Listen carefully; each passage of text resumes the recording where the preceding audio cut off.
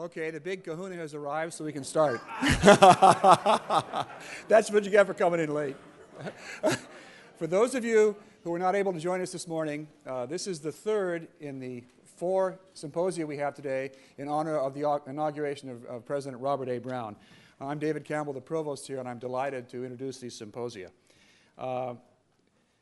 Actually, for those of you who missed our 2 symposia this morning on BU and the world and BU and the city, I urge you to go to the website we'll be setting up to watch them. They were truly spectacular, quite different, but both outstanding. And I'm looking forward to what we're going to hear this afternoon. I'm sure these are going to be wonderful sessions as well. This morning, as I said, we addressed the critical roles of the university and its responsibilities in connection to global issues, as well as its interaction and engagement in the city, the Boston that we call home. In our first session this afternoon, we addressed questions of scientific inquiry. Boston University has a well-earned reputation for being in the forefront of the support of interdisciplinary scientific research. This afternoon's distinguished panel will consider those issues which are crucial to conducting research in an interdisciplinary environment. The chairs for this session are Bennett Goldberg, chair of our Department of Physics in the College of Arts and Sciences, and Ken Luchin, the chair of Biomedical Engineering in the College of Engineering. Bennett, Ken?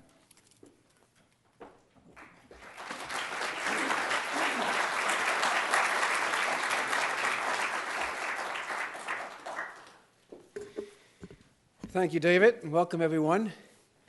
Welcome to this symposium on Boston University and research. As you know, we're here to celebrate the inauguration of Dr. Robert Brown as president of Boston University. As such, this symposium is particularly relevant. Dr. Brown is a true leader and champion of science and technology. He's a member of the National Academy of Sciences and the National Academy of Engineering, a rare combination indeed. He's contributed seminal work in the areas of chemistry, chemical engineering, and even medicine. Indeed, Dr. Brown comes to Boston University as chief academic officer of the leading engineering university in the world. He now joins as president of Boston University, a university dedicated to excellence across all disciplines, including, of course, the quantitative, computational, life, engineering, and medical sciences. Our symposium focuses on critical issues associated with bridging all of these disciplines in order to meet grand challenges to improve and impact society. Namely, we are addressing interdisciplinary research and science as it's practiced in American universities and whether the paradigm of focusing on an interdisciplinary approach will impact the way science is practiced at universities.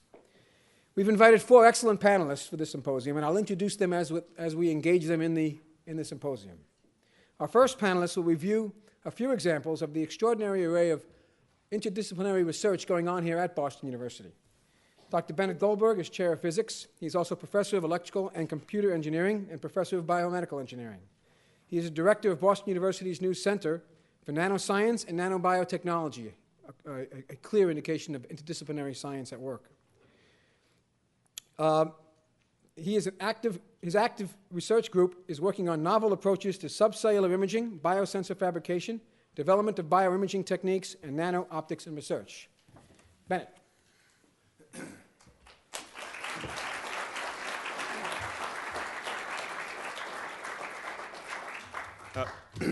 Thanks, Ken. I'm glad to be here today. And I thought, following on some of David D'Alessandro's revealing of some of the secrets of the search committee, I'm going to actually ignore all of this interdisciplinary stuff and tell you a few more of the fun things that happened during that. David yesterday talked about what it was an incredible process where a lot of people came together, and there was this one time at which I think a couple of months into the process he came up to me as one of the representatives of science and engineering on the search committee, and he asked, well, why is it that so many of the people at the upper reaches of academia from all over the country and the world tend to be scientists or engineers? And my comments at that time, I said, well, you know, we the Larry Summers version. Okay, so, well, as Bob has demonstrated for a long time, I mean, we study systems, and we look at systems that are incredibly complex and incredibly detailed, and from these systems, either through data or modeling and other kinds of things. We try to sort of distill the real meaning and the understanding of it, and then apply those understanding and principled ideas to the betterment of the entire thing. And this is, Boston University presents an incredible challenge to Bob, and we can think of nobody who is better prepared to work across all of those things, look at the breadth of the institution, both in all of its life sciences and physical sciences and humanities and all of that. And for me, once I given this task of saying a few things about interdisciplinary research at Boston University, and I started listing the, 100 centers or something like that across the whole university, I realized that his task is really a great one, and he's the man for the job. So I'm going to spend a few minutes talking about interdisciplinary science and just the idea that this tends to be driven by things at an interface. And what I mean by an interface is kind of a common point. And that common point could be a scale, that is a length scale that might be common among things. It could be a common underlying mechanism from different ideas of science coming together, but seeing common threads through their things. I'm only going to be talking about a few centers. I could easily fill up an hour and a half, as many of you know, with talking about all sorts of the activities here, but the breadth is really incredible. And so I'll start first with nanoscience and nanotechnology. This is something very close to my own heart. And when I came here in BU in 1988, of course, nanoscience was not even a word on anybody's lips in those days, and it's really exploded in the last 5 or 10 years. And one of the reasons it's so interesting is because of the advances being made by both physical and life sciences, and a kind of a conglomeration of a variety of things. There's things in nanoscale measurement, in fabrication, and of course in the understanding of the phenomena. The region of nano, of course, is that length scale that's about 1,000th the width of a human hair, or in my case, a little smaller fraction. But the idea that we're now understanding how to work with individual molecules, how to measure them across biological interfaces, and then how to fabricate man-made materials that attach to things on the length scales of proteins. It's really one of those places where the common length scale is bringing people from many different viewpoints, looking at similar problems, but with totally different expertise. Expertise in biology, expertise in systems, expertise in chemistry and synthesis, and all of that coming together. And ultimately, what we're looking for in some ways in nanotechnology is that high-impact application that really requires all of this stuff to come together. This is an image of one of Mohanty's nanomechanical oscillators, where it's so small, has such a high sensitivity, you'd like to be able to see one molecule that's an important molecule, whether in disease detection or pathogens, attached to it so that you can sense it. Doing things at that length scale is one of the interesting areas of interdisciplinary science. And so in this particular case, we have interdisciplinary work at a common length scale. Celeste is a center started in cognitive and Neural Systems Department by Steve Grossberg and many others. And Celeste is really asking very fundamental questions on a completely different area. How does the cerebral cortex work? How does the whole mind-body interaction happen? How do we understand how we can use things like machine learning and neuromorphic technology? And how can we do experiments on how people learn and how that can interact? How can that interact and how the brain and behavior combine? The brain is this thing which has these enormously difficult and complex elements to it. And through various experimentations and technological things, how can we understand how behavior and physiology all come together? What will come out of these kinds of things is a lot of societal impacts, and that's another hallmark of interdisciplinary science, is that you're combining these elements in a novel way, and from that come ideas in computer science, engineering, mathematics, technology, and of course, for a larger institution, also understanding how people learn, fundamentals of education that might come out of a center such as Celeste.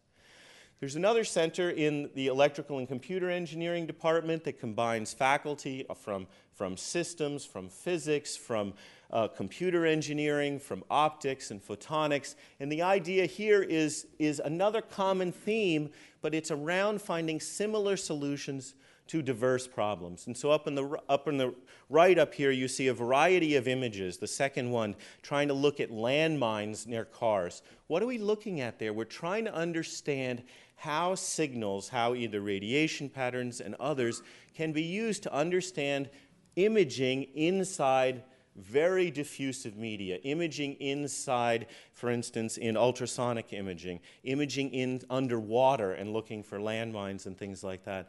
All of these have a very common platform, a common set of difficult issues associated with trying to see through media that you can't normally see through.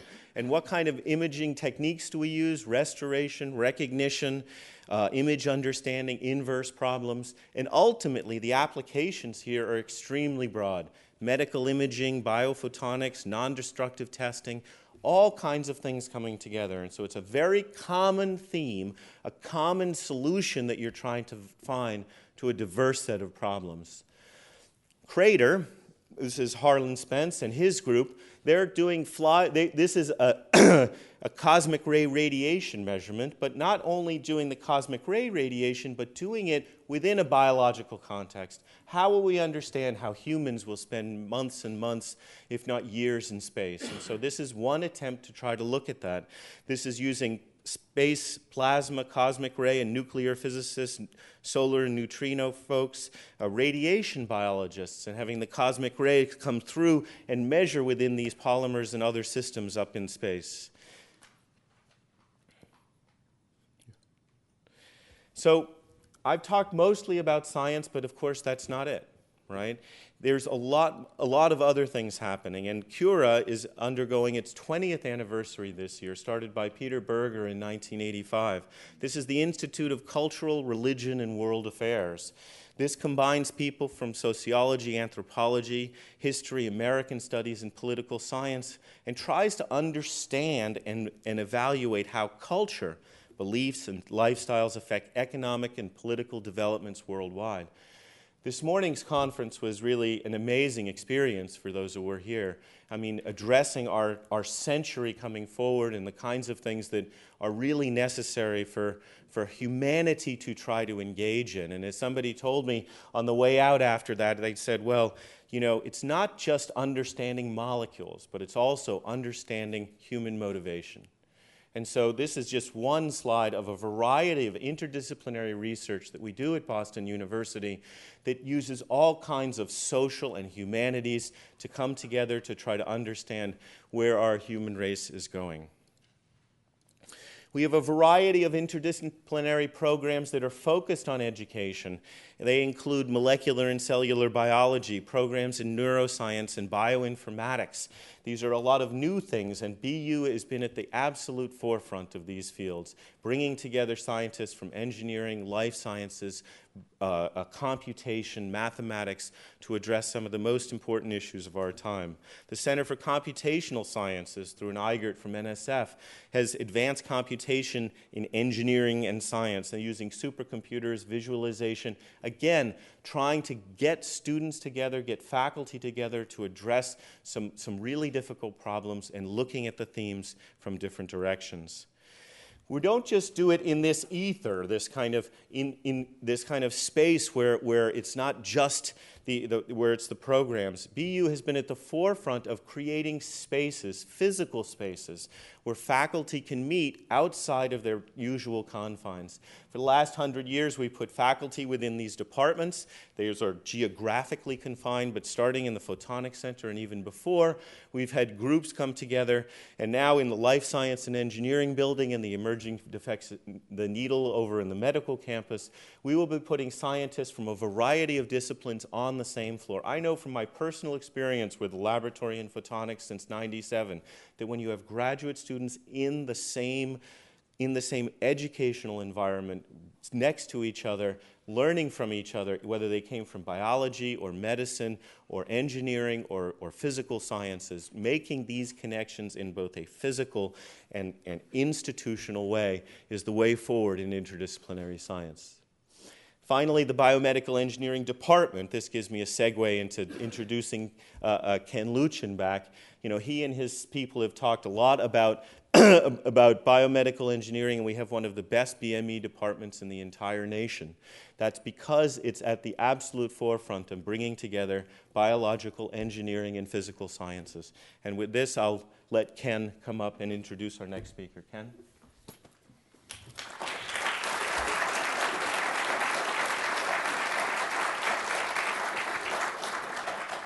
Okay, so before I do that, just quickly, is this a local phenomena that BU has just taken the lead on, and is this or is this going on a national scale? And just if you just a rudimentary evaluation of the web, just do a search on Google for interdisciplinary science and research, and you get a huge number of hits. One of the first ones to come up is the NIH roadmap dedicated to catalyzing interdisciplinary research. Every one of these are separate programs targeting interdisciplinary approaches to these problems. Just a few more. The Howard Hughes Medical Institute pushing money into programs and innovative ideas for interdisciplinary education at the graduate level. The National Science Foundation pushing interdisciplinary approaches in virtually any other area, be it physics, nanoscale, as Bennett talked about, and undergraduate education, that is shown here. And of course, the three major academies have put together a major report in 2005 titled Facilitating Interdisciplinary Research.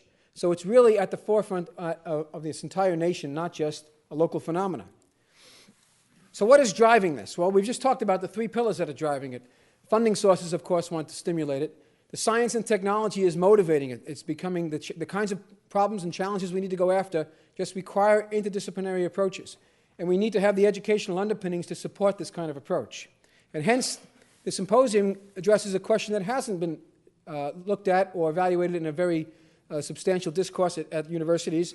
And what are the impacts of this approach on programmatic and career success? Or more specifically, this symposium addresses the kinds of questions shown here. What is interdisciplinary research? When is it necessary? How is it best practice? How will it impact the infrastructure of research practice and progress at universities? And so with that, I'll introduce our next speaker, our next panelist, who will be giving a short talk related to this topic on one of the most emerging and exciting areas that are being driven by interdisciplinary approaches, that of synthetic and systems biology. Dr. Jim Collins is a university professor and professor of biomedical engineering at Boston University's College of Engineering and co-director for the Center of Biodynamics.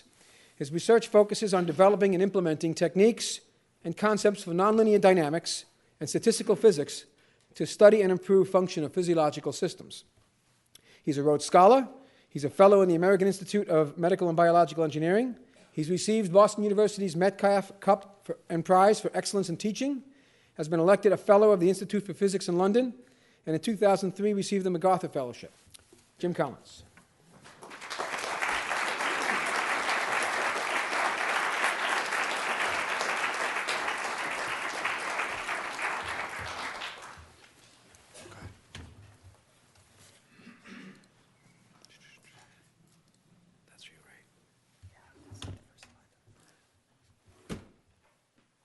Okay, well, thank you, Ken. I really appreciate having the opportunity to talk to you this afternoon. What I want to do over the next 15 minutes or so is just highlight some of the promise and exciting things going on in both synthetic and systems biology, and use that also as a platform to discuss some of the challenges that we as a community here at BU face as we take on different aspects of interdisciplinary research, particularly in the life sciences. Let me start off on synthetic biology. So this is a space that's been getting an awful lot of attention over the last year or two. Is a field that was started about 5 or 6 years ago by a number of different engineers, physicists, and mathematicians predominantly, where the general idea is to go in and take well-characterized components of biological systems, different genes, promoters, other strands of DNA, and put them together in novel ways to create biological networks that can perform new function. These steps will usually involve initially kind of a schematic design that has often been inspired by different circuits from electrical engineering, where then that design is used first to kind of guide the development of a mathematical model. That model is then used to formulate, if you can, a plasmid or a string of DNA that's based on that network, and then, if you can, get that into cells and have it work in the way that you want it to work.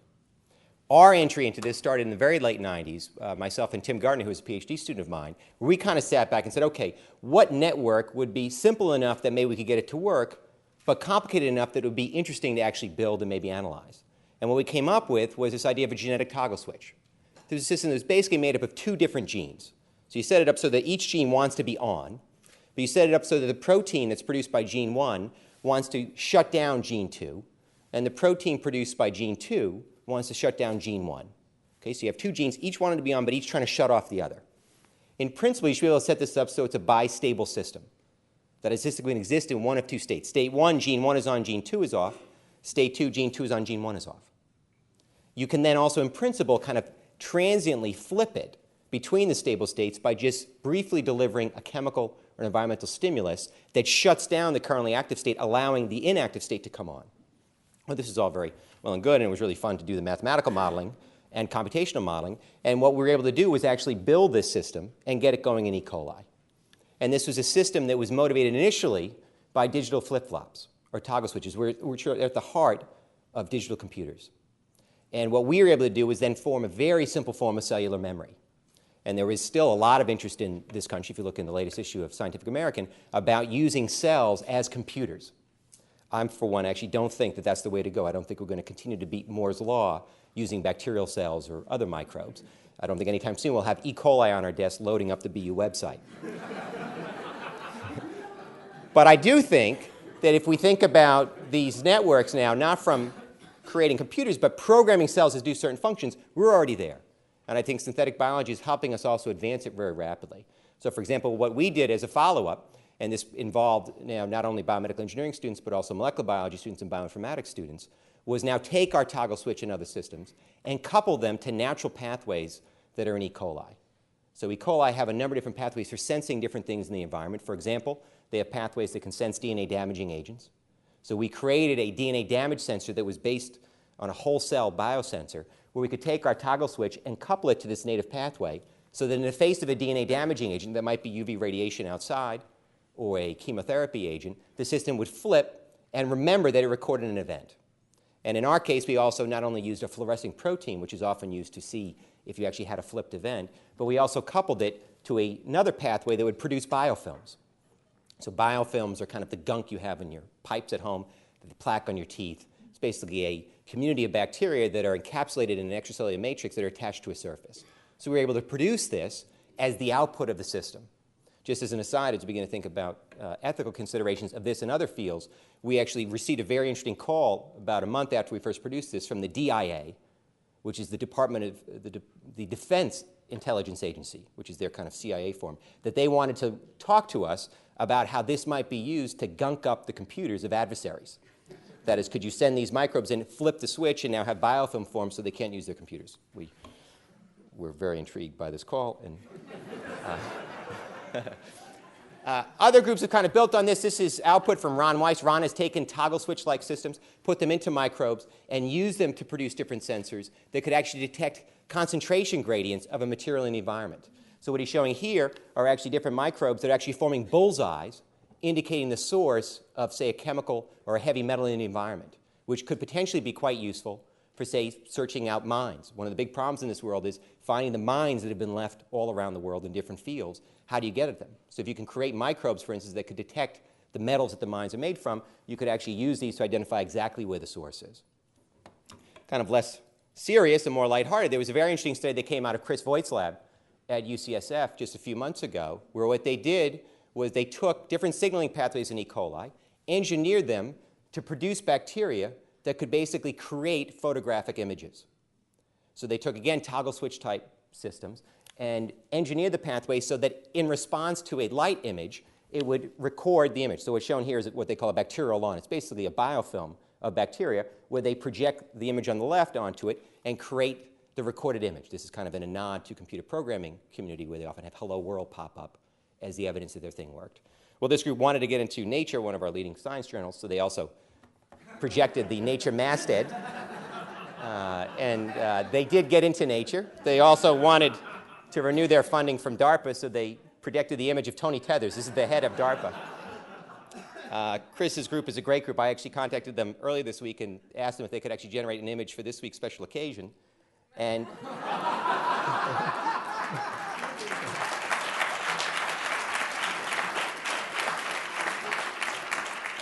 It's a little underdeveloped. They actually just sent this to me this morning. And I realized after getting this, there is something about our new president that bugs me. I'm only kidding, Bob. I'm kidding. Well, these efforts in synthetic biology are really leading to a number of new enabling technologies. So there's very exciting work going on where folks are now developing technologies for the de novo synthesis of genes and in some cases very long strands of DNA, including whole genomes.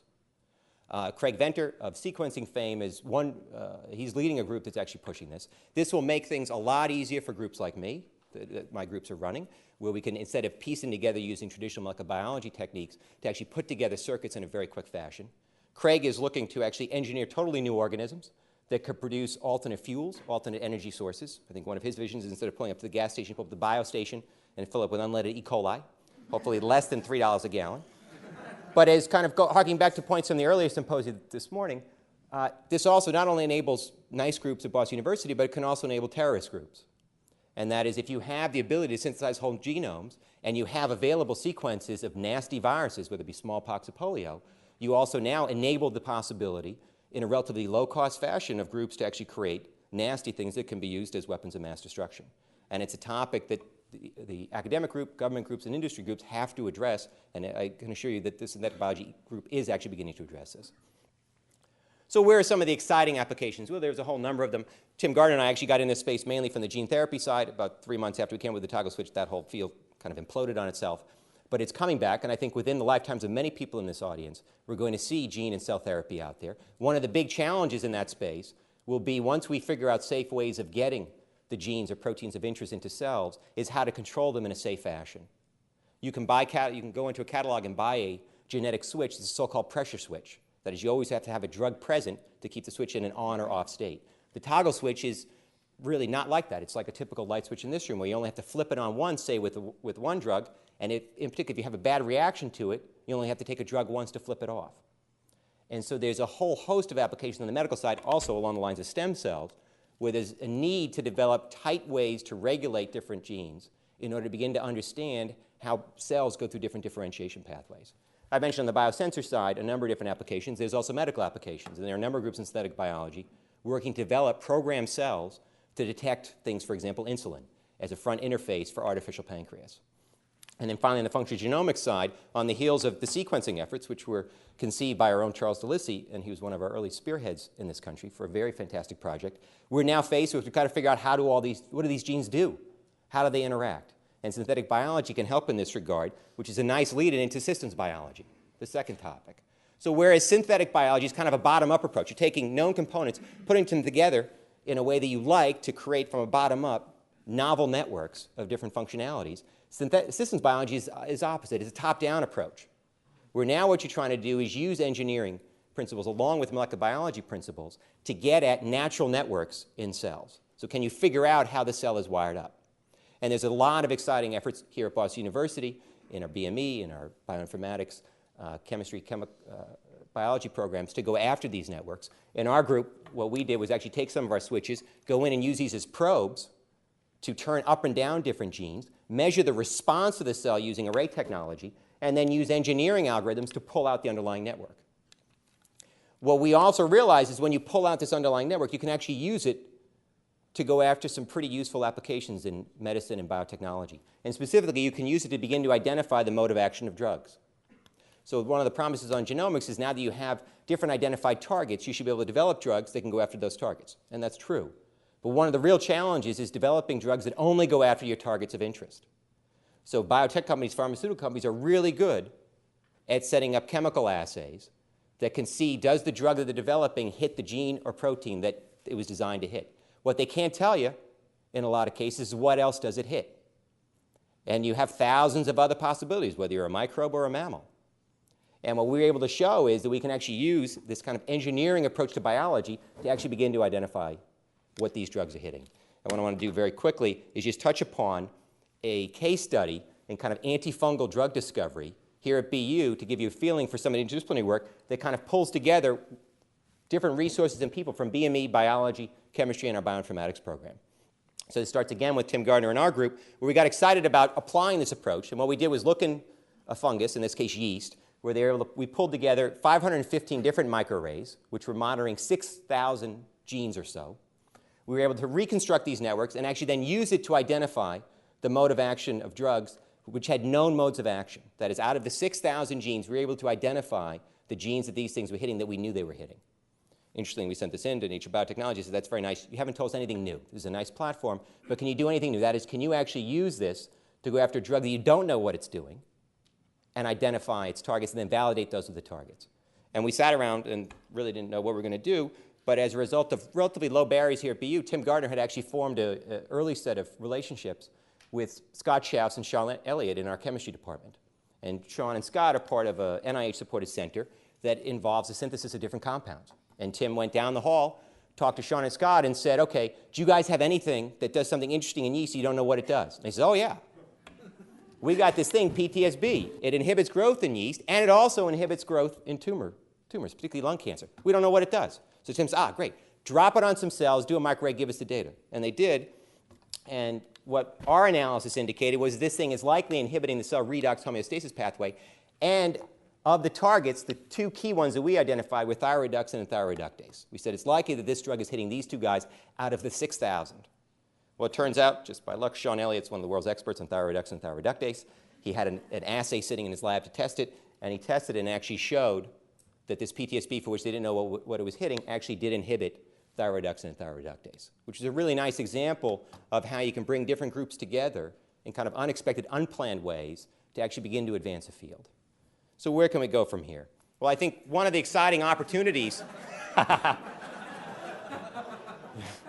guess that's a bit of a transition from inhibiting yeast to now solving the world's emerging infectious disease.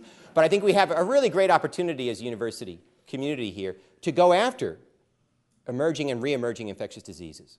We have great strength in biomedical engineering, bioinformatics, chemistry, biology, mathematics, great strength in the medical school, in different clinical departments, and these problems are not going away. Drug companies are abandoning many of these spaces, are abandoning ID research and ID development because the markets are too small. And I think there is a place for universities to do very early work, and in some cases even early drug developmental work, to go after these problems. I think one of the more exciting spaces that going on where people are integrating synthetic and systems biology to go after this is work done by my colleague Jay Kiesling, who's at UC Berkeley.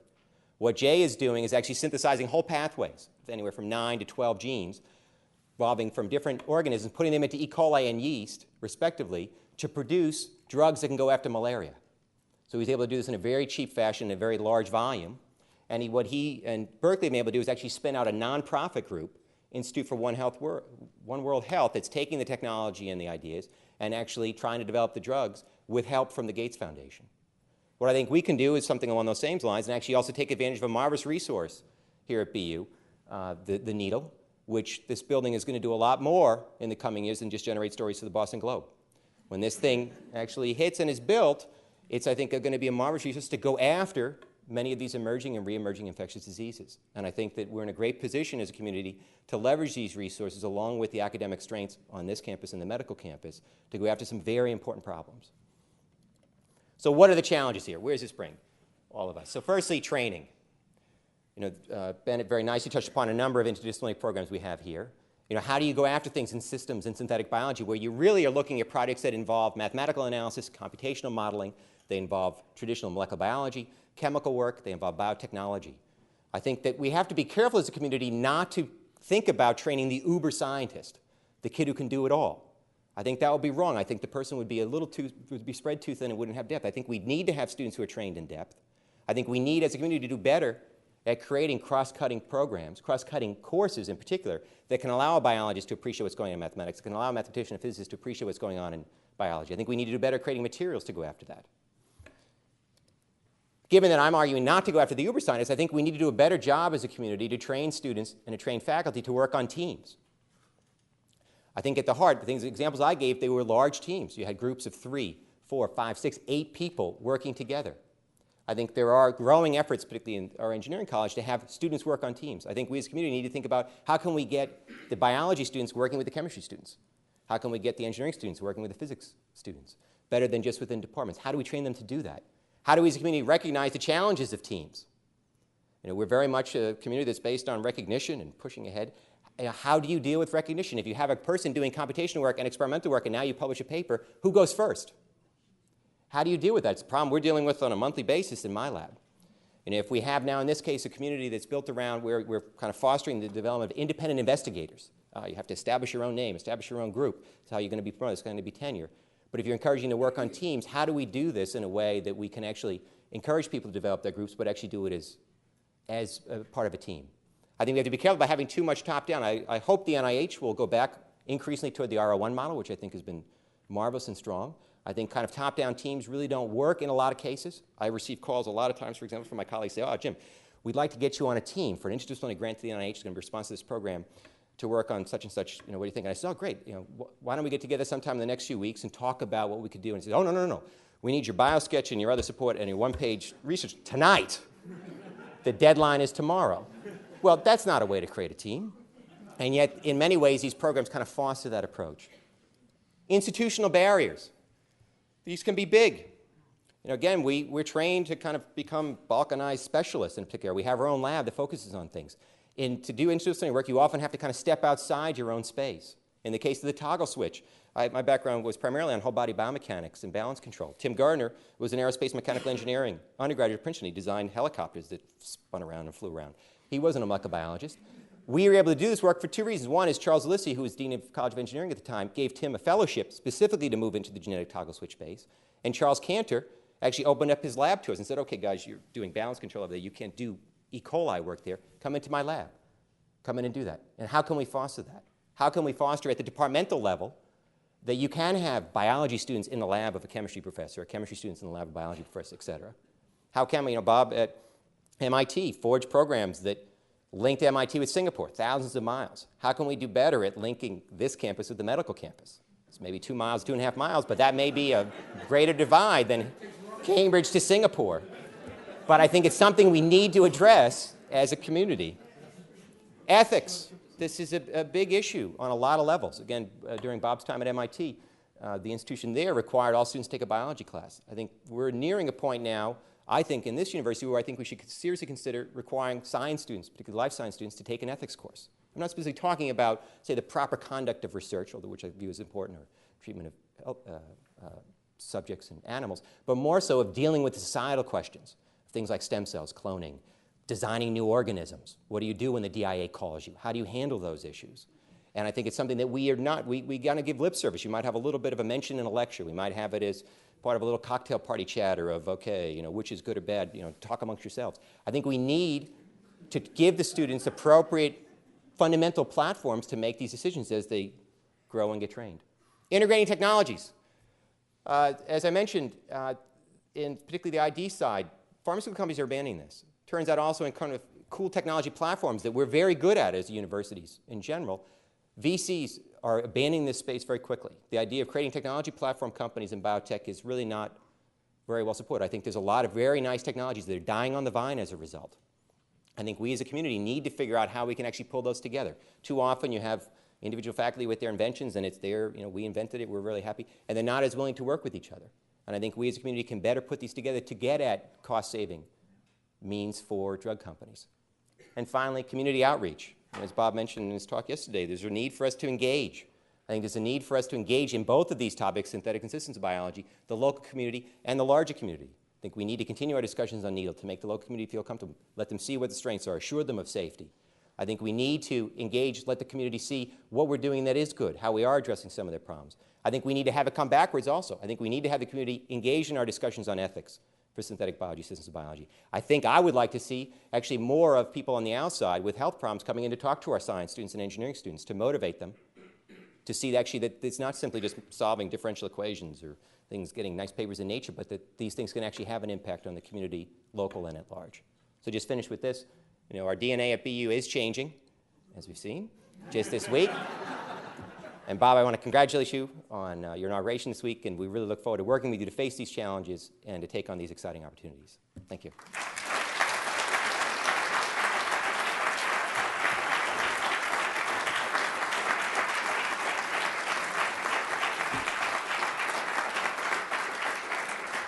Thank you, Jim. That was terrific. Each one of you can get your own biofilm picture on the way out. It's like a bar mitzvah present. Anyway. All right, so I'd like to invite all of our panelists up here, and I'd like to introduce our next two panelists. These two, you've heard so far from two people who spend their days trying to supervise, run, and lead scientific teams in interdisciplinary science. You're going to hear from two people who have done that in their career as well, but also have to approach this issue from a institutional, administrative point of view in terms of building programs, designing education programs, mentoring careers, and so forth. Dr. Gloria Waters is the Dean of Boston University Sargent College of Health and Rehabilitation Sciences and Professor of Speech, Language, and Hearing Sciences. Her current research is funded by NIH and includes studies of sentence processing and aging and dementia, as well as studies on the neural basis of synthetic comprehension. Dr. Waters is a leading researcher in studies of working memory and language comprehension in Parkinson's disease and studies of the structure of auditory verbal short-term memory. She is also a member of the American Speech Language Hearing Association and the American Psychological Society and Psychoneurotics. Dr. Aram Shabane is President Emeritus of Boston University and was the 9th President of Boston University. He was previously Dean of the School of Medicine and Provost of Boston University's medical campus. He has dedicated his career to basic and clinical research on hypertension and vascular disease and patient care and the education of students and trainees.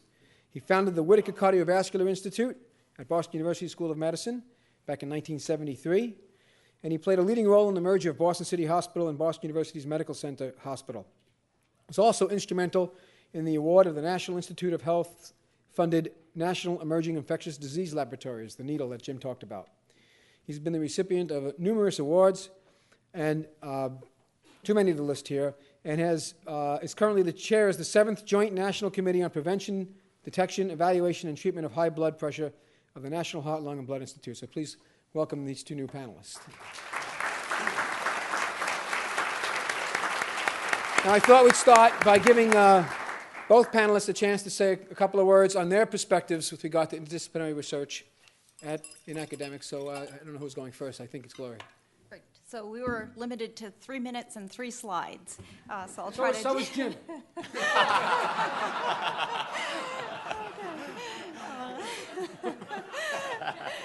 Sorry, he's in my department. I can do that.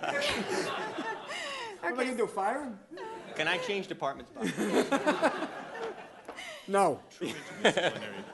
Sorry. Okay, so as we've just seen, there's incredible potential for new advances when people work across disciplinary boundaries. And interdisciplinary work really sits at the interface between what we usually do in academia and the real world. And interdisciplinary work is really what has allowed us to make the kind of progress in the areas that were outlined in the symposia that were talked about this morning. It's what's going to really make a difference in terms of our having an effect on the world. And as you've seen from the introductory slides, there's an incredible amount of support from higher level administration in universities and also from funding agencies such as NIH and NSF to support interdisciplinary research. The NIH roadmap really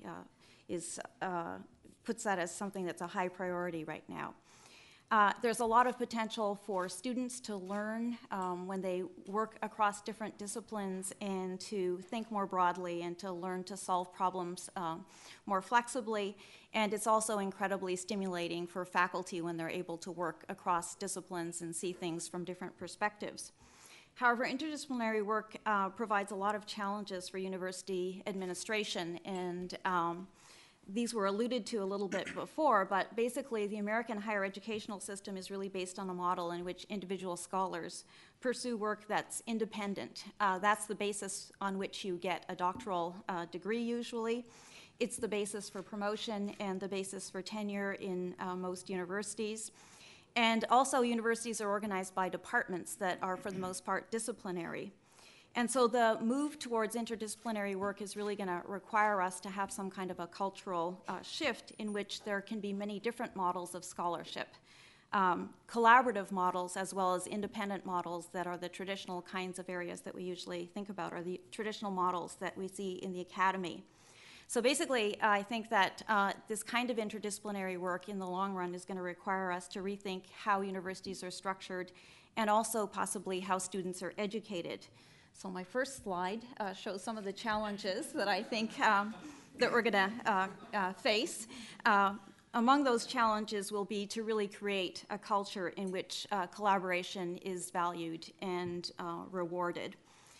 We're going to need to mentor senior faculty who've grown up in a very disciplinary kind of perspective to realize that interdisciplinary work and collaboration are now something that's very highly valued in the academy. And we're going to have to mentor young faculty so that they're able to see how their interdisciplinary work is really going to be able to help them advance in their careers, and to make sure that they do the right things so that they can use that interdisciplinary work to help them advance in their careers.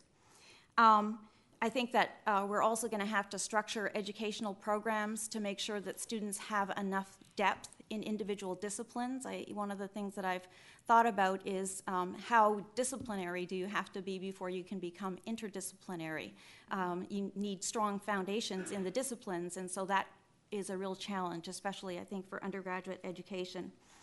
And I think this is going to require us to create very dynamic and flexible structures, at least for research, that might be different from the structures that we have for education, and so we might have to think about how the university is set up.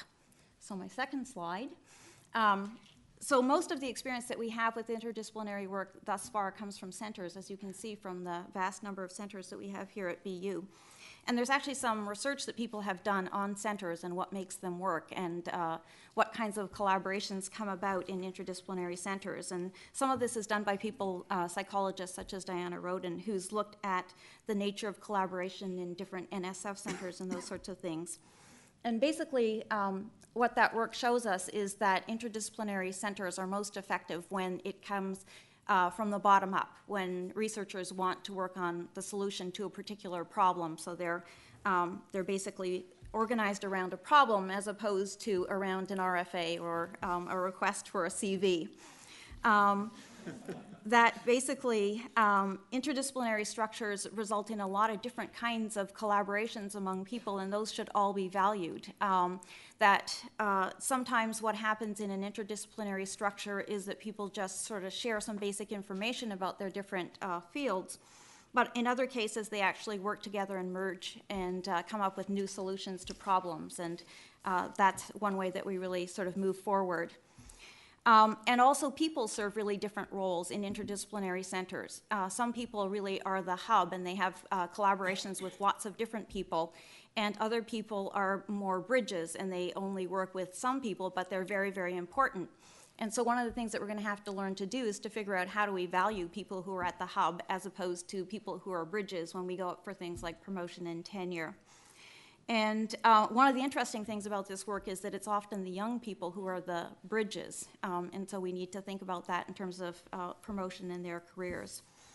And I think another thing that's really interesting about some of this work is that centers don't necessarily have to be large in order for them to be effective, and so small centers can also really help a lot in terms of forging new areas. So what can we learn from this work on centers about interdisciplinary research and how to set up the university and the academy? Well, basically, it tells us about the kinds of things that facilitate collaborations among people, but they don't actually help us solve any of those problems that I talked about at the beginning, and I think that those are our challenges. Thank you, Gloria.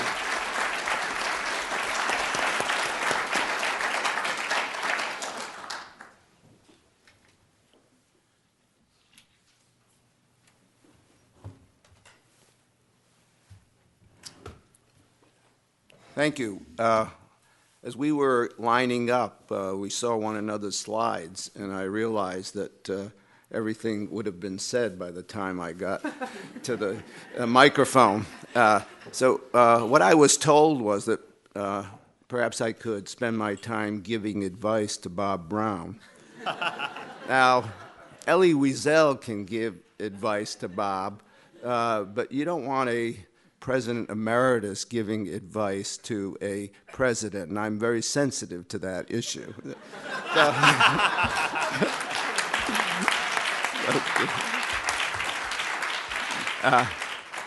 But let me say a few words about interdisciplinary research. I've been involved in it for a long time as head of a center. For 20 years, I headed a center at the medical campus and got involved with a lot of scientists from different disciplines. What's happened in the field during this period is that there's been a tremendous change in culture overall in research. 20 years ago or 30 years ago, it was very unusual. It was a typical R01s made up something like 80% all of the grant funding. Well, that's certainly not the case now. The first slide, I have only 2 slides.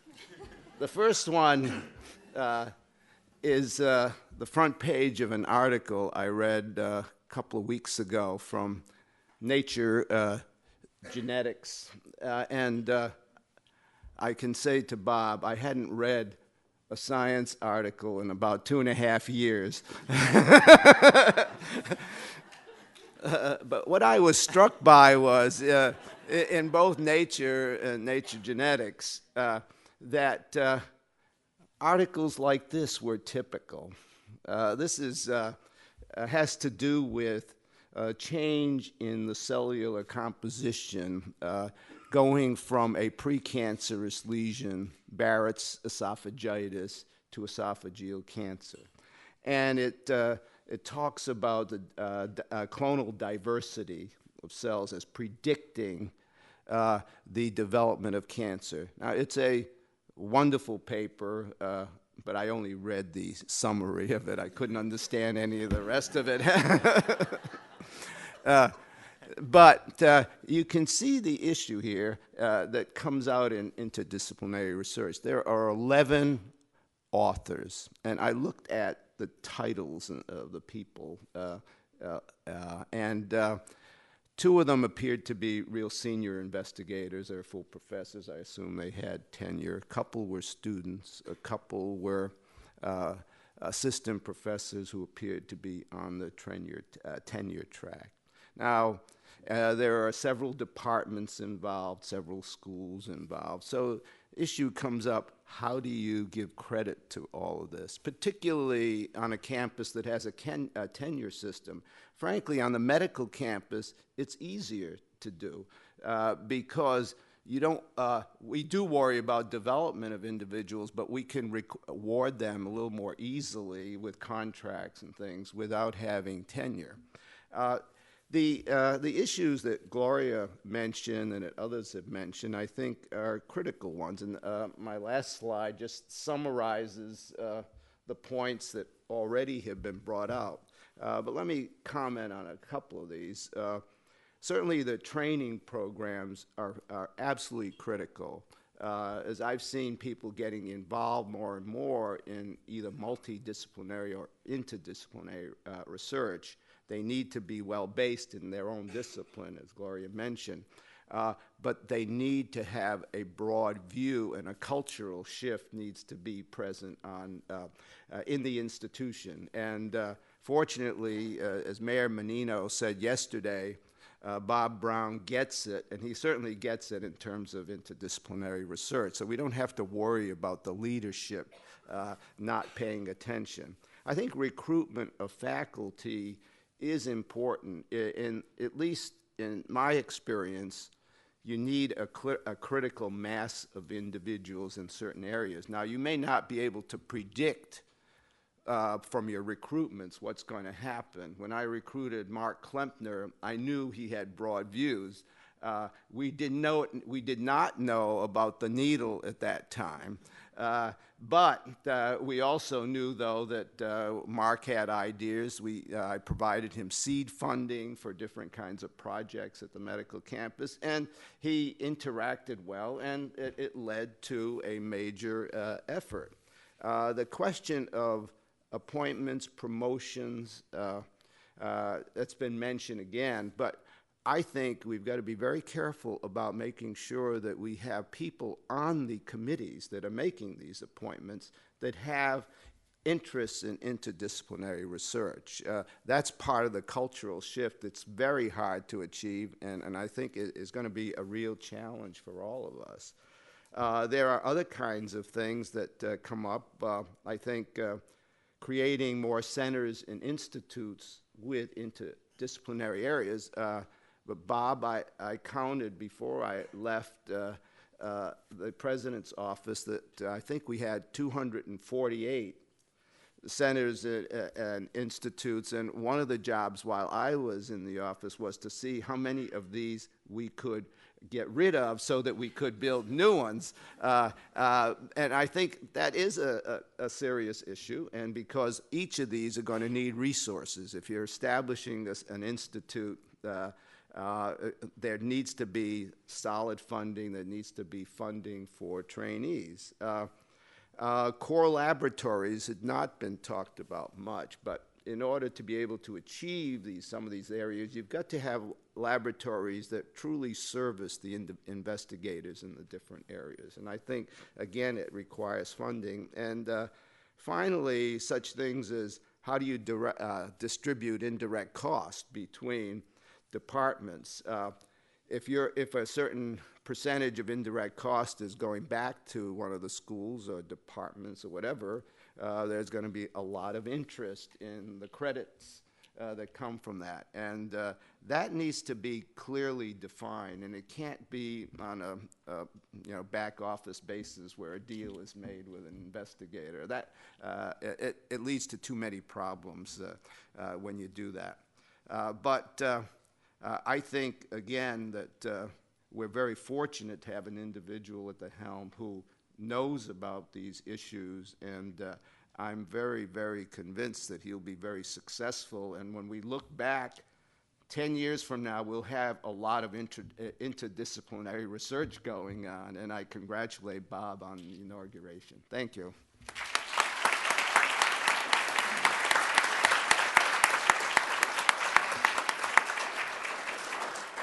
Okay, this is the part where we're supposed to put you to work as an audience, where we'd like to ask you to consider some questions or thoughts you have on the role that interdisciplinary research will have on American universities, and let the panelists address them. Is there anyone in the audience? We have a roaming microphone, is that correct? Someone? Right over there. Anyone in the audience that we can get to ask the first question? Well, I'd be happy to ask it, but I think someone in the audience must be have an issue here. Right over here.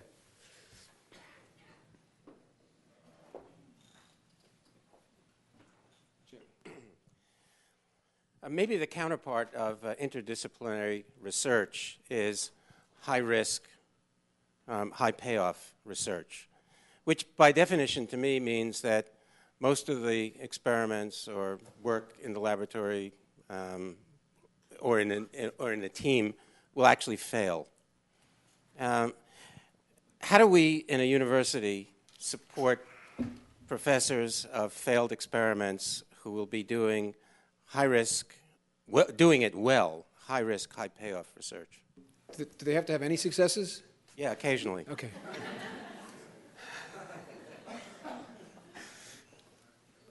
Who would like to take that? I just want to mention, well, it's an excellent question. I want to not answer your question directly, but I have another comment that is that's relevant to that same issue. One of the real challenges in interdisciplinary science is through the main funding agencies, NIH and NSF and many others. And for those of us who've sat on a number of the NSF interdisciplinary or NIH interdisciplinary funding panels, the study sections or the panels and things like that, we've seen a large erosion of the ability to fund high-risk, high-payoff work. And it's for an obvious reason. You now have around a table of 12 or 24 people, you no longer have a fairly good consensus among the scientists doing the evaluation. You now have people from a variety of disciplines. You have cancer physiologists, you have biophysicists, you have single molecule chemists, you have polymer engineers, and all of those people have to be satisfied that the proposal is well above some excellence threshold. And when you do that very broadly, you start to really reduce those high-risk, high-payoff success rate for funding. And I think that the national agencies have so far pretty much failed to address this in a real way. I think it was just about a month ago that NIH came out through one of its institutes, NIBIB, and said now they're going to have a special panel that is on high risk, high payoff, because it's almost impossible to convince all of these scientists that their area of criticism has to be dropped back to allow the proposal to go forward. So I'll let Jim speak to that in a second, and I guess I get the time to turn on microphone now and then. It's a very important point, but also involved in that point, and Bennett alluded to it, in my opinion, is the top people in NIH, the leaders have imposed this interdisciplinary idea of research, of trying to stimulate it, of encouraging it, even high risk, high payoff, but they haven't quite told the study sections this. So the study sections and the whole culture of them have been the same, and they keep reviewing these proposals as if they're R01s. And so the investigators are getting confused and frustrated. David? I just can't keep quiet on this one. The night's even blacker than Jerry portrayed, because program managers are judged by the results of the grants they give. And if they bat 1 out of 10 in their grants, they don't get the funding this year. There's direct competition in some agencies.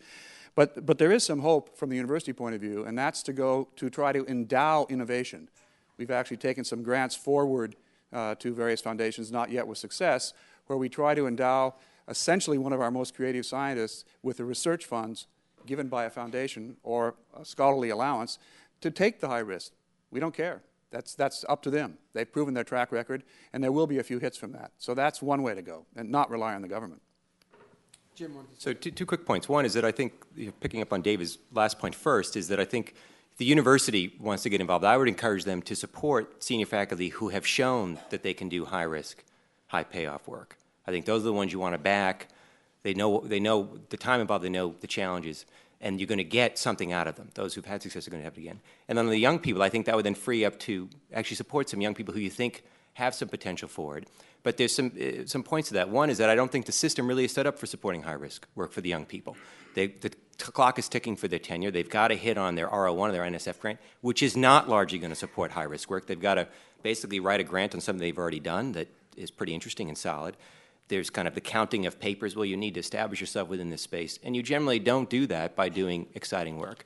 But I think we should encourage it. One of the conversations I recall as an assistant professor was with Charles Lissy. He sat me down. He says, Jim, what you should do is put your head down and do something really exciting that's going to get a lot of people's attention.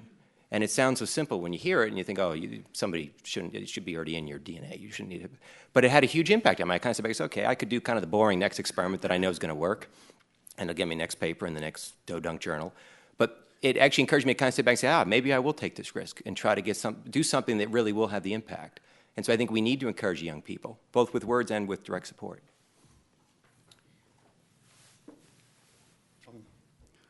This is wonderful. Along those lines, could I ask you to introduce yourselves?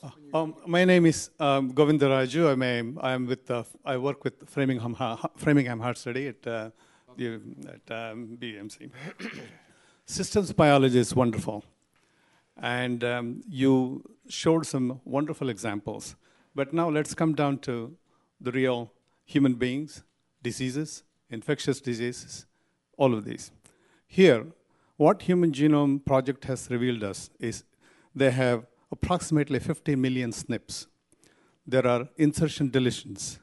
And as Professor Chobanian showed, there are clonal diversities within cell populations. These cause diseases. And if you go, let's go beyond this. There are individuals and families, communities, and infectious disease. There is host-parasite interactions. From this perspective, how do you, as a visionary, how do you look at these complexities and then use systems biology and also take risk involving studies at university level? It's a great point. The phrase I like to throw out is a philosophy we have in our lab, which is we embrace the complexity. We don't run from it. We actually embrace it and actually look to see how we can utilize the complexity of the system to actually get insights into how it's working. Now, having said that, you point out some huge challenges given how complicated these systems are. And at the end of the day, as much as we go after high risk and we go after blue sky, we still deal with the possible and the real, and we deal with what we can do at the time. So in many cases, we get hamstrung by what available data there are. And from those data as engineers, we then see, okay, given what we have, what can we do? And given what we would like to do, what do we need? And so, for example, just to touch upon a real case, is that my group just now is actually looking at mammalian data. We're taking the same approach as I presented on yeast, and instead of looking at the mode of action of drugs, we're looking at the mediators of disease. And have actually applied it now to microarray data that were collected on patients with primary prostate cancer and metastatic prostate cancer, and are actually pointing to both the genetic mediators, pathway mediators, and chromosomal abnormalities associated with each, and hopefully leading to then new biomarkers that can be used. So I think it's a matter of really embracing the complexity and encouraging groups to bring together the data sets and collect the data sets that are needed. You know, Framingham Heart, the group that we use, speaking to core resources, there's a marvelous microarray center on our medical school that's part of our Department of Genetics and Genomics, Norman Jerry and Mark Lindberg, who have done marvelous work with us for looking at microbes, who just had a piece using data from the Framingham Heart study that was published in Science about 2 weeks ago, where they were looking at their data to get it. I think it was some issues in obesity. Anyone else from the audience? I'd like to ask the panel, there's a question back there. Hi, I'm Chantal Stern, and for those of you who don't know me, I'm a member of the Center for Memory and Brain and the Celeste program that was up there. And I do imaging work both here at Boston University and also at Harvard Medical School in the Martino Center.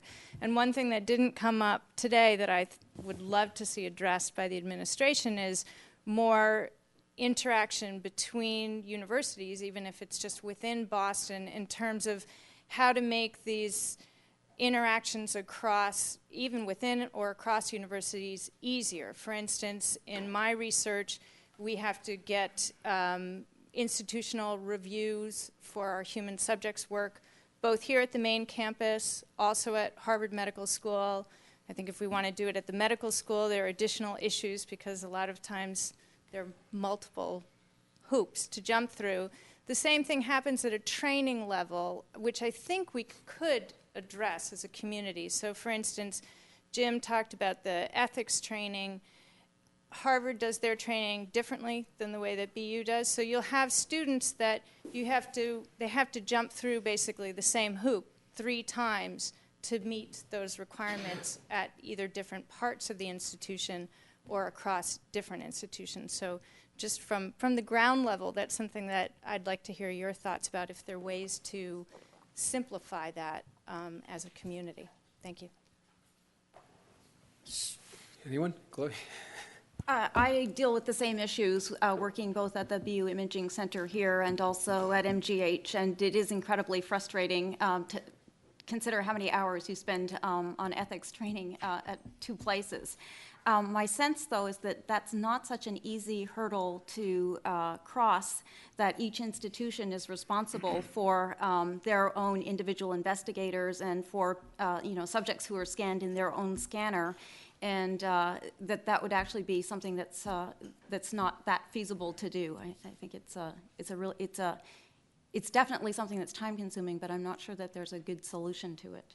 We are seeing a lot more interactions, though, between institutions. I know that recently we signed an agreement with Massachusetts General, the so-called CIMMIT project there, and they are providing some funding for site miners to look at research activities. There are individuals at the medical campus, several of them are working with the McLean people, with MGH and with Brigham.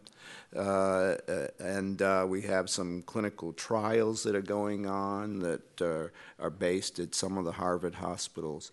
It is improving. I think we can do a lot more, but there are always institutional issues that come up that make it somewhat difficult. But I think the barriers, particularly now that we're seeing much more interdisciplinary research, the barriers are being torn down, and we would not have been able to get the Needle project funded unless we could have involved all the other institutions in this city and in many of the places in the Northeast.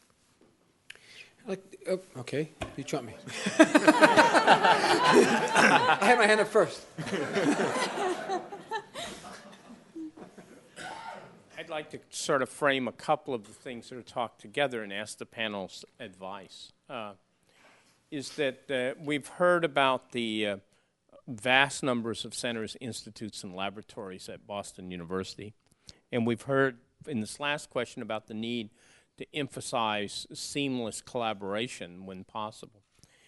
In some sense, I always have this mental image. I have a mental image that the traditional disciplines are columns that on which a university is built. Some people call them stovepipes, but let's say columns. And that the centers and laboratories then become cross rows. They become ways of interconnecting these columns, of punching holes through the discipline and connecting them.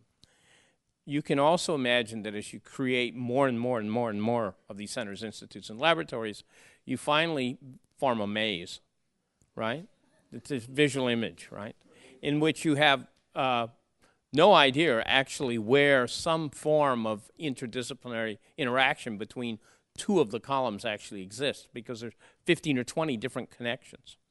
And so then you run into the problem that the young woman mentioned here, of that if you really have to work hard on some interconnection because it's institutionally important, for example, how would you collaborate between a university and another imaging center of excellence, okay?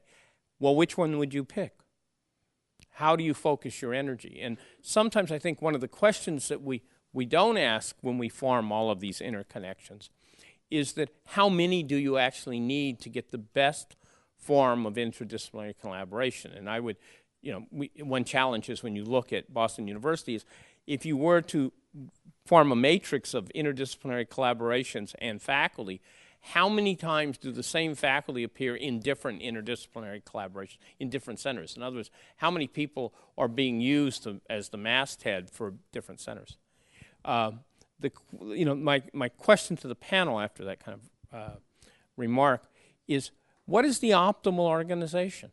How do you optimally put together, create interdisciplinary interactions?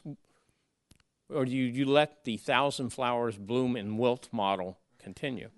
So we'll have the panelists address that. And although I think Gloria had an interesting comment, which is it's when it becomes problem-driven or bottom-up driven, it often carries the day or keeps the inertia going. If that will always create.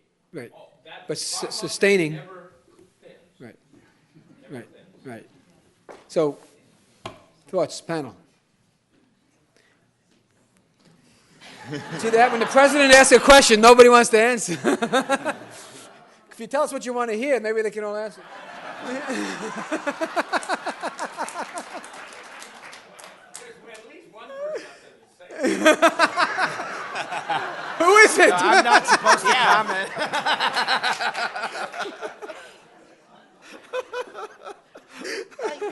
I mean, clearly there has to be a way to not just create, but to decide what we no longer need. And one of the things that I sort of struggled with as I was thinking about interdisciplinary work was even how do you define a discipline? What was a discipline at one point might now be several disciplines, or there might be some disciplines that we no longer want to have as a part of the academy because they've been taken over by some other combination of disciplines. So there needs to be some mechanism, I'm not quite sure what it is, to allow it. That's why I said we need to have these flexible structures and some kind of a flexible system whereby we can have interdisciplinary work, but that it doesn't remain static over time, that there's a way of reviewing this.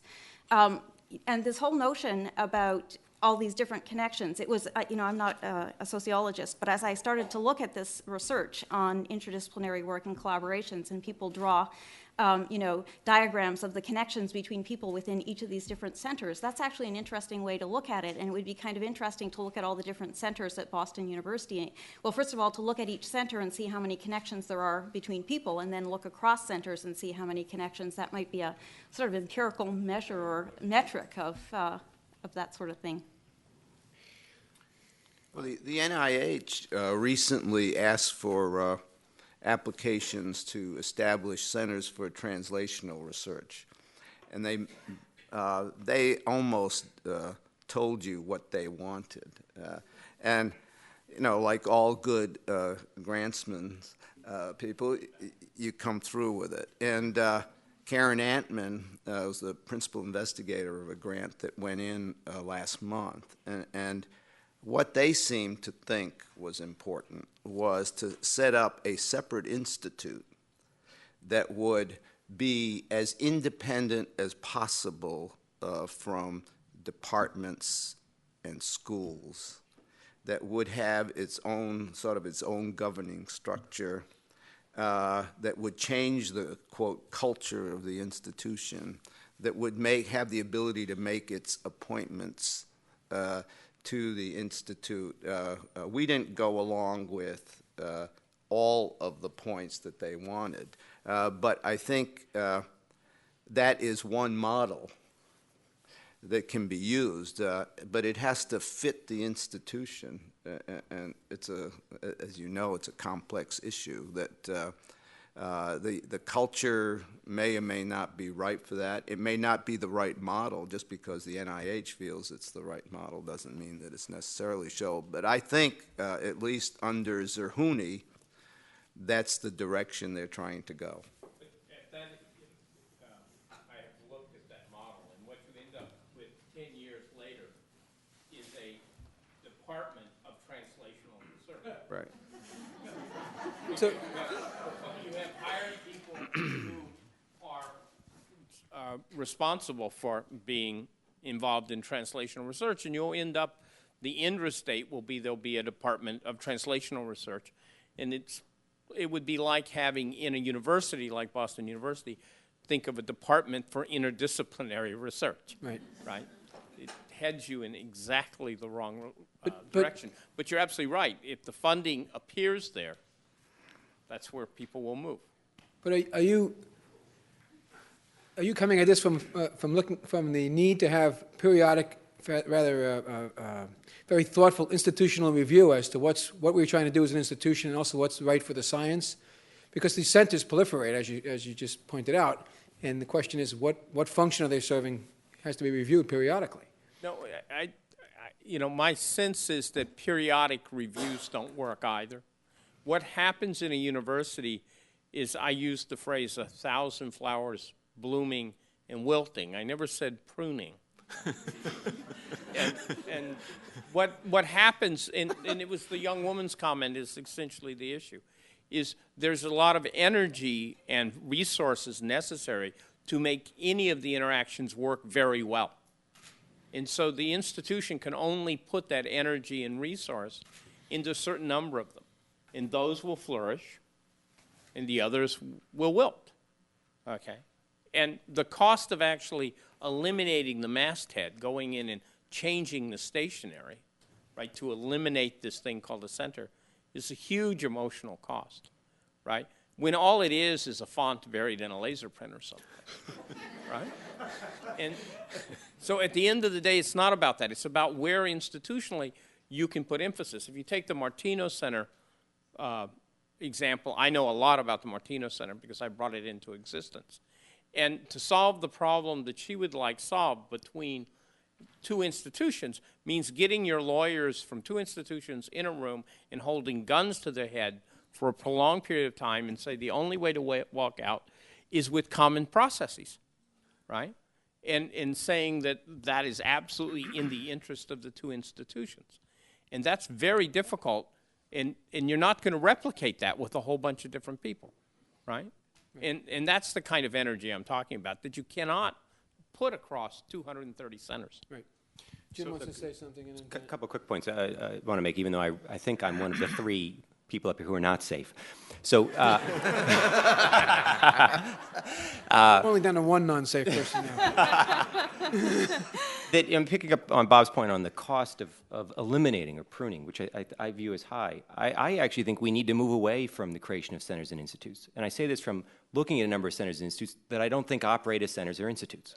And I think that they were created in a lot of cases really for two reasons. One is the thought on the faculty's part that by creating this group we'll be a bit more competitive for funding, which in a lot of cases has happened, in a lot of cases has not happened. And the second, it was as a ploy to get additional resources for administrative support and or for seminars. And it was a way of why I think we have 240, or however many there are.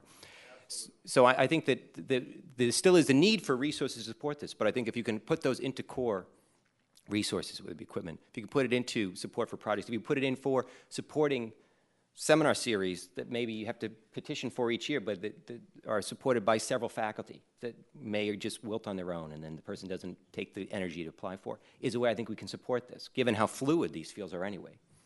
So, okay, so that was good. You're back on the list of now. Am I? Where am I? If you weren't at risk before, you are now. Sitting here. So at the risk of having a different outcome,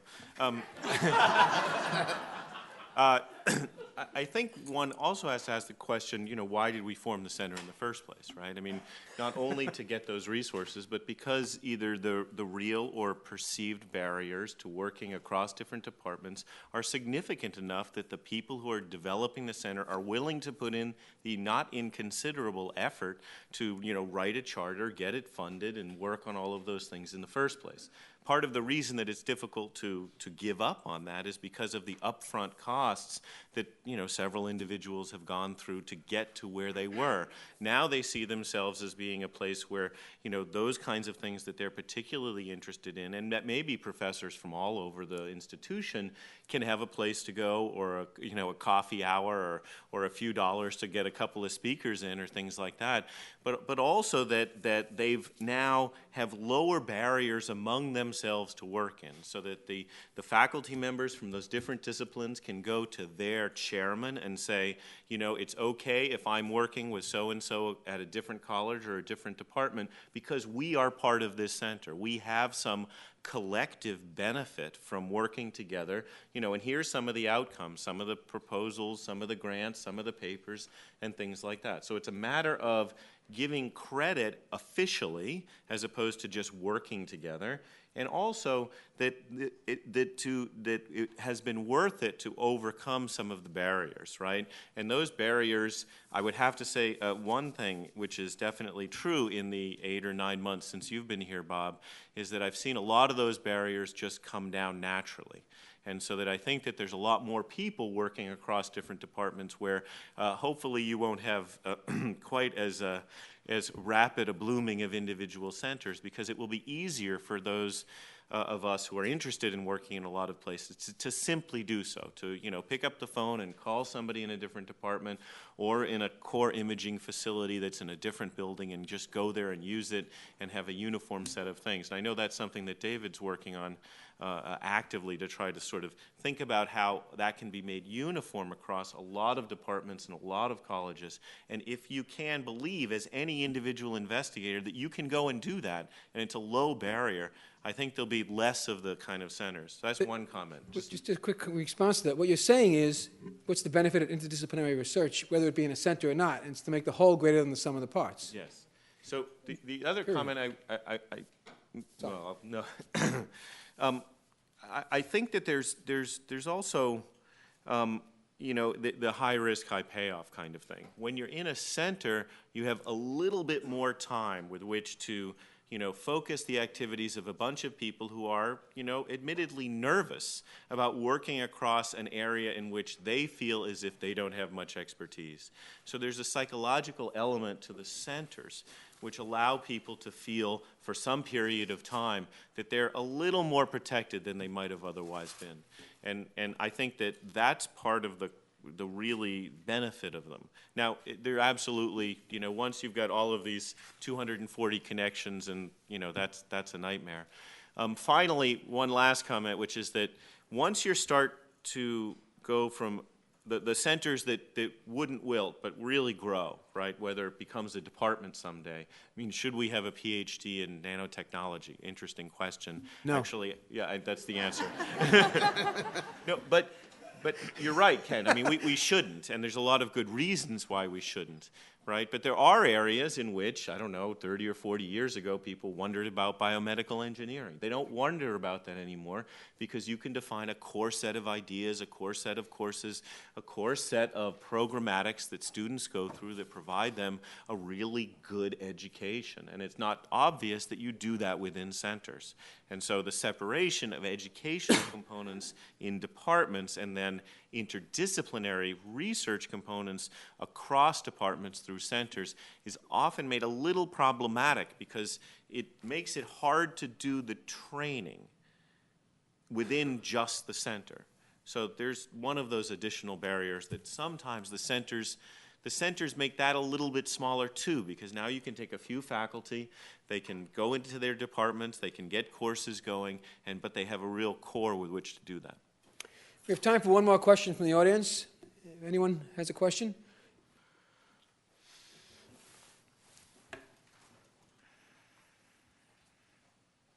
Thank you. I guess my name is Paul Cook. I'm in the biology department. I'm interested in understanding modulation of synaptic transmission. But I'm sort of on the other end, not a flower, but maybe one of Xerxes' immortals. As a junior faculty member, I think one of the problems is the time that's required to do interdisciplinary research. I'm always trying to balance the goals of my laboratory with my interest in working with people outside of my department. So I don't view departments as being barriers.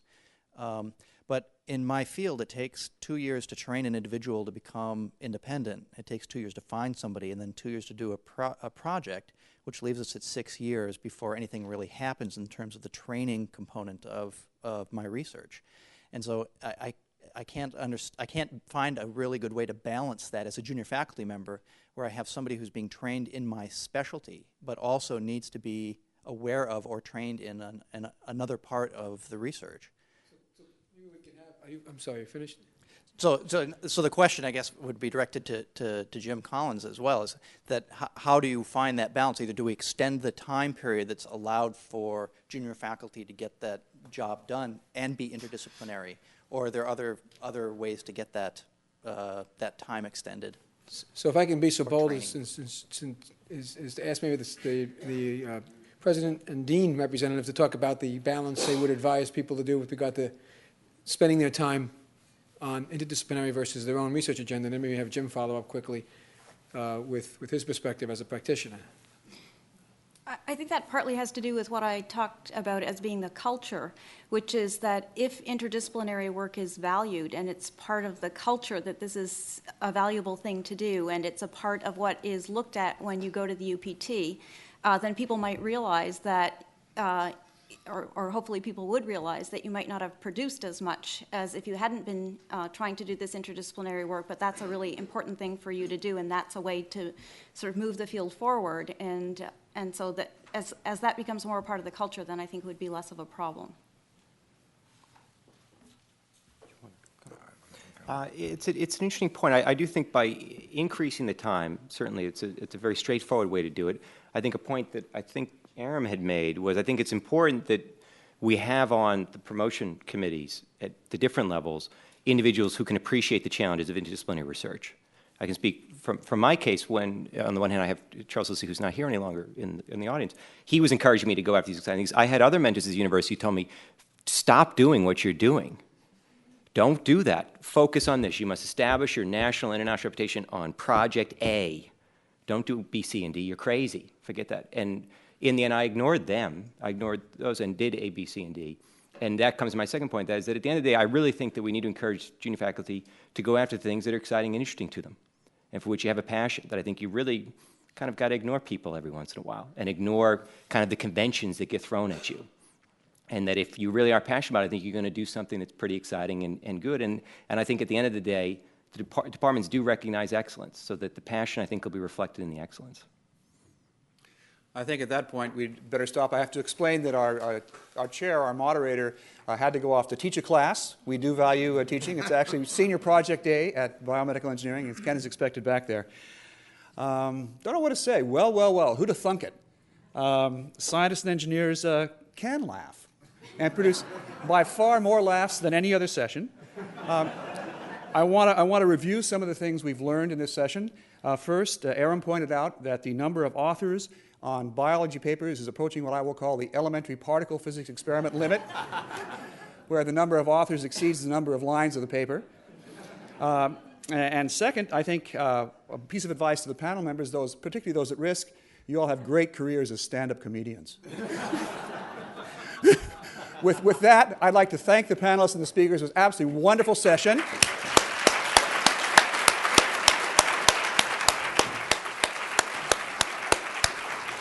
And remind you that we have a half-hour break, then we reconvene for a session on BU and education and diversity. Each of these sessions has been wonderfully interesting and wonderfully different, and I hope to see you back here at 4 o'clock. That was fun. I never would have predicted this.